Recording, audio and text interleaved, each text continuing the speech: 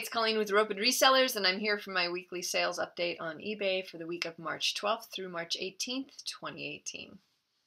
First, I sold this vintage whole powdery drip. Is the style where you see that multicolored drip edge batter bowl, because it has the pour spout, and then it says on the bottom, it says whole 8, the 8-inch lip, oven proof, and that's their thing. So anyway, $26.24 is what it sold for and what I collected since it had free shipping. $3 is what I paid for this at an estate sale. $16.22 for eBay, PayPal, and shipping costs, for a total profit of $7.02, and it took 2 years to sell. I did used to have that in my antique booth, which I no longer have, and so it took a little bit longer than that because it didn't sell in the booth either. Anyway, Littlest Pet Shop. This is just a little Great Dane. These do okay. I usually buy a big bag and then pull a couple out to pay for the bag and give the rest to my kids. This sold for $19.99. They paid shipping, so $22.65. Cost me about 25 cents because I usually buy them in bulk.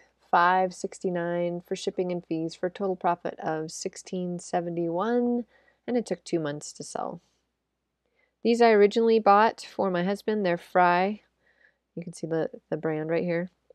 And usually they're known for their boots, but they do make men's shoes. They're usually fairly high-end. I bought them because I thought that they would be great shoes for him. They looked really comfortable, but when he tried them on, he's got kind of funky feet because we skied for so long. He's got funky feet. That's all I can say about that. So it's really hard to buy him shoes. So anyway, I bought these. There's a private club near where I live, and in the fall they have a giant sale. And usually you can get good deals. So everything was 70% off. So 70% off at this price for me. And he tried them on and they didn't fit, and he was pretty bummed. And I said, oh, don't worry about it. I'll probably make money on them anyway. So I did. I sold them for $99, which is, or $100 basically, which is exciting. And they paid shipping, so I collected $115.33. But 70% off at this price is $47.40. So they did cost me quite a bit. And then shipping and fees were $30.80, but I still made $37.13. So, you know, he was bummed, and I said, oh, that's okay. As long as you keep buying good brands and you pay a reasonable price, you can usually make a little bit of profit. Daisy Kingdom, I did sell another one of these. This is an uncut pattern. It sold for $7.99. I paid about 25 cents for it. I bought a bunch of them at once.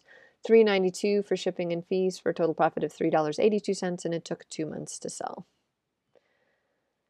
This is a one vintage New Orleans French Quarter movie. What I do is I play the movie on my screen, and then I take pictures with my phone, and that's how I got the pictures of the movie. And a lot of people are looking for old cars and then old places. So it's not super great quality, you can tell, but it gives you a gist of what is on the reel. So it sold for $9.99. They paid shipping, so I collected $12.65. I paid $1 for this. Through an auction, I bought a bunch of different movies. $4.10 for shipping and fees, for a total profit of $7.55, and it took a month to sell. And I sold another one. This one is of Arecibo Beach in Puerto Rico and a family vacation. There really weren't any buildings or anything exciting in this one, just a lot of beach scenes. I don't know if they've been through a hurricane or whatever, but so it may look different now, or maybe it's built up. Who knows? Maybe there's buildings where there used to be beach and that's what they're looking for. But the only thing interesting was this lady who was rock hounding, and she had some cat eye glasses, and she was kind of fun. She had her plate with her, so obviously she was at a picnic or I don't know, maybe she was at a resort and walking around with a plate full of food looking for shells. And that sold for $9.99. I collected $13.04 for that. Again, I spent $1 for it at the auction, $4.53 for shipping and fees, for a total profit of $7.51, and it took a month to sell. And then some Stanley Roberts. This is the pattern La La Spana dinner. Here's where it says Rogers.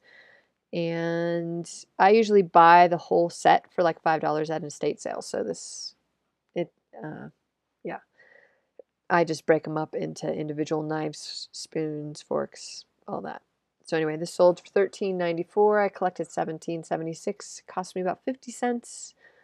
$6.27 for shipping and fees for a total profit of $10.99. And it took 2 years and 4 months to sell. So they're long tail items. I think all I have left are some like 3 small spoons.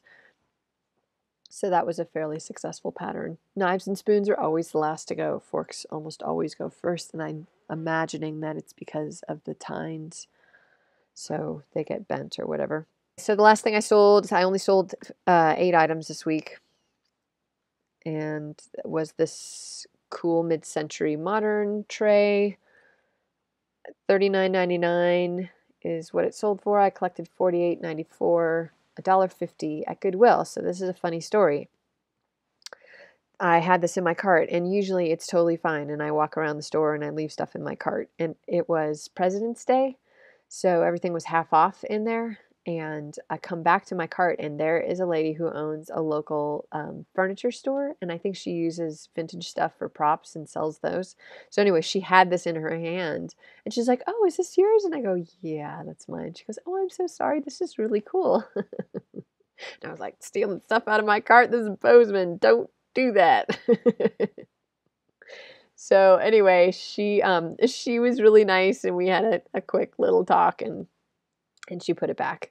But that was kind of funny because nobody ever takes stuff out of your cart around here. That's just not done. And she's lived here forever. So anyway, yeah, I just thought it was funny. $15.54 for shipping and fees for a total profit of $31.90, and it took 3 weeks to sell. Looking at the numbers, not so red hot. $228.12 is what everything costs people. $264.60 is what I collected. Cost of goods $54.90, mostly because of the shoes that I bought my husband that didn't fit. $87.07 for shipping and fees for a total profit of $122.63. Amazon merch. I have 190 shirts up right now, about 11 shirts sold last week for a total profit of $50.92 for a total profit. My e-commerce adventure, $173.55. Okay, so another slow week. Not much you can do. I listed not a huge amount, a fair amount. It was life. So I've been doing some deep thought and listening to Bin Pickers the other day, and she was talking, Michelle was talking about China and how it's hard to compete with China, and there's North Face, I guess, that there is counterfeit that's coming from China, but there's also, what I've noticed is there's drop shipping people in California, so they're U.S. citizens with U.S. addresses, and they're drop shipping from China, so it looks like they're selling it. They're kind of implying that it's coming from California, but it's actually getting shipped from China, and it takes forever. And yeah, people don't last very long, but then they just create a new address. Well, I did listen to eBay radio a couple weeks ago, and they talked about this issue with China. Because if you just click US only, you're still going to get these people that are drop shipping from China. And they're selling counterfeit North Face. And eBay's trying to crack down on them, but there's so many out there that I don't think that they can keep up with them. But they are aware of the problem. The other challenge with some of this, and she was implying that, people are saying, oh, it's all of us content creators, YouTubers, that are giving away all the good stuff, and bolos, be on the lookout. And when we say, what I've always thought of bolos is, wow, isn't that interesting? That's something that I need to go and research myself. Because somebody got lucky once does not mean that that item is necessarily always going to be good. So I guess what I take from all of this controversy with YouTube and how much information is out there for us is that when when push comes to shove, you need to do your own research. You need to find the niche that is going to work for you. And even Griff on eBay Radio the other day said, if it were me and I were starting an eBay business, I would not go into clothing. That market is flooded. There is way too much stuff. There's a lot of competition out there. Poshmark, Mercari, ThreadUp, all of those companies know what is going to sell in the used market. And those millennials and young people that are spending money on clothes, they are not buying 10-year-old fashion. They are buying vintage.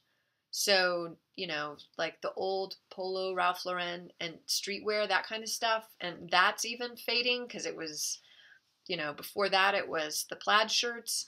So that's constantly shifting what is popular for vintage because that market gets flooded. Everybody figures it out. And they're buying on trend because fast fashion is just that. There's so much stuff being produced. Those companies like Rue 21 or Forever 21 and I can't remember, H&M, those companies are constantly changing their merchandise. Every month it's completely new. You walk into the store and it feels fresh and new, and that's what gets these people to come in and buy their stuff. So anyway, what I'm trying to imply is, yes, it is some sharing of knowledge that has changed the way we need to be selling on eBay. It is also that there's just so much out there, and there's other companies that have figured it out, and they're much smarter, and they have marketing people, and so they're able to do what we're trying to do on a much grander scale, and we are never going to compete with them. So my advice to you is, in light of all this China stuff and all that, if you are still excited about selling clothes, which is totally cool, I would do your research and look into vintage, because these companies are buying up old stuff to reimagine. So Nike and Ralph Lauren, they buy up their old stuff and they will recraft it to modernize it. So if you have the original and you're putting it out there, then either the company's going to buy it back, or someone's going to say, hey, I just saw that at, you know, their fancy store in New York. This is going to become a trend, and I've got the original. So do your research online, find out what people are into, look for collectibles. Here's another interesting, I know I'm rambling. Here's another interesting thing, is that I did some research last night to see what millennials are into. And we all know that they don't want their parents or their grandparents' antiques, and that's why there's so many estate sales with antiques. What they do want, though, I found it was Money Watch, I think, was the article, and they were talking about millennials and what collectibles do they want. Well, not antiques. What they want is mid-century. Why do they want it? Because it's streamlined. They're all into minimalism and not having a lot of stuff. And if you look at mid-century modern, it's all very streamlined and geometric and simple, and that is what they're after.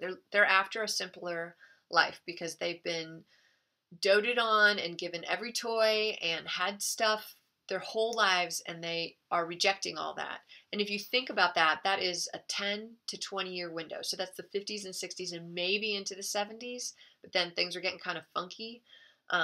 So that's 30 years versus 150 to 200 years worth of antiques. So it's a very small percentage of time, and there is stuff out there. It's harder to find. So there's where you have to be smarter, work smarter, not harder. So anyway, what I'm saying is basically do your research, find your niche, sell stuff that other people haven't found and that other people aren't talking about. So, the giveaway. You guys are wondering. Thanks again for all the nice comments that I got over the weekend. It totally made me so happy. I was just skipping around the house and my family's like, what's your problem? I'm like, I have the best viewers. They're so awesome. And I just feel so humbled, so honored. And I am I'm so grateful for this community. So many times we talk to our families or friends, and after about 2 minutes of talking about eBay, what we do, their eyes kind of glaze over and they're like, okay, yeah, whatever, you buy a bunch of junk and resell it. But honestly, in this community, we have some place to go now, and people's eyes don't glaze over, and it's so awesome, and I love that. So anyway, there were 72 comments, so I put it into a number generator, and number 13, a lucky number 13 commenter came up, and that is Cindy Roach. So Cindy, I'm assuming that's your name. You can go to my About page on my YouTube channel, and if you scroll down to the bottom, it says for business purposes or something, here's my email address, and if you just click on that, it gives you my email address. So what I need is your name and address, and I will ship that Target gift card out to you, so congratulations. Thanks again for all your amazing comments and all your support, and go out, go to estate sales, go to garage sales, find cool eclectic things, and then sell them. Have a great week.